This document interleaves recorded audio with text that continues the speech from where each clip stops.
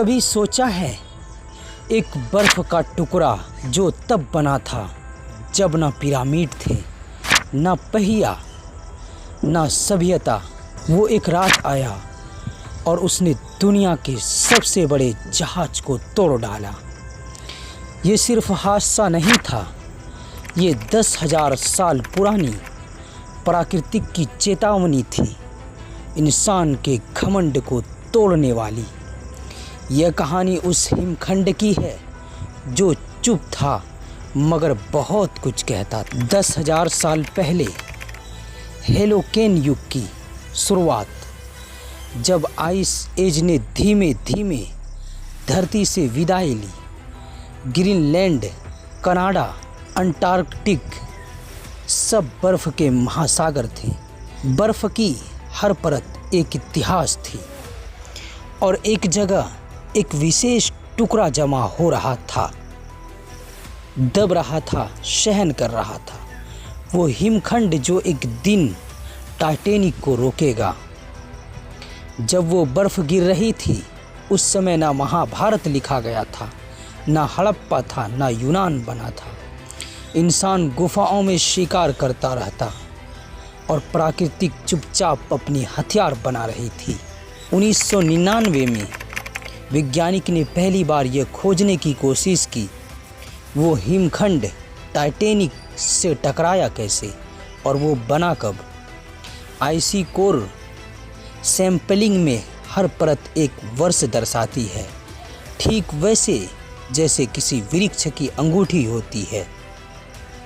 वैज्ञानिकों ने गैस बुलबुले, पोलन, वायुमंडलीय धूल और रेडियो कार्बन तकनीक से निष्कर्ष निकाला।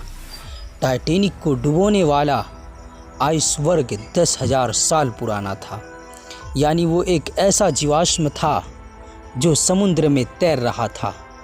ग्रीनलैंड के जोको बहसन ग्लेशियर से जब वो टुकड़ा टूटा तो समुद्र ने उसे अपना लिया। नॉर्थ एटलांटिक ड्रिफ्ट उसे बाहर न्यूफाउंडलैंड के पास ले आई, वो स्थान जहां टाइटैनिक को उसकी आखिरी सांस लेनी थी।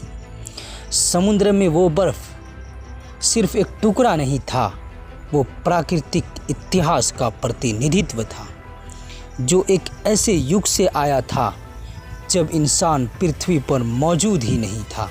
1909 इंग्लैंड के बेलफास्ट में RMS टाइटैनिक का निर्माण हुआ कैसे, उनके बारे में जानते हैं। इस जहाज़ में न केवल लग्जरी थी बल्कि दुनिया की सबसे बड़ी मशीनरी थी। 4 विशाल चिमनियाँ फैलिंग 10 टन धुआं हर दिन। 2,200 लोग सवार हो सकते थे। 10 टैंक्स, 39 बॉयलर और फिर वो कुख्यात लाइन। क्या यही था घमंड की चरम सीमा। रात 11:39 एक जवान लॉकआउट ने देखा आइसबर्ग ठीक सामने। कप्तान स्मिथ ने तुरंत आदेश दिया मगर बहुत देर हो चुकी थी। बर्फ़ और लोहे की टक्कर नहीं हुई, ये थी वक्त और घमंड की टक्कर। जहाज के निचले हिस्से को आइसबर्ग ने चीर दिया।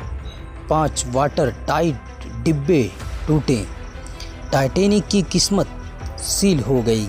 2,200 लोग थे लेकिन लाइफ बोट्स सिर्फ आधे के लिए। और तब शुरू हुआ सबसे बड़ा मानवीय इम्तिहान। अमीर लोग ऊपर से नीचे गिरने लगे और गरीब तीसरे क्लास में फंसे रहे। बैंड ने अंतिम समय तक वायलिन बजाया ताकि लोग शांत रहे। एक माँ अपने बच्चे के साथ पानी में उतर रही थी। एक बुजुर्ग जोड़ा हाथ पकड़कर बोला, हम साथ मरेंगे।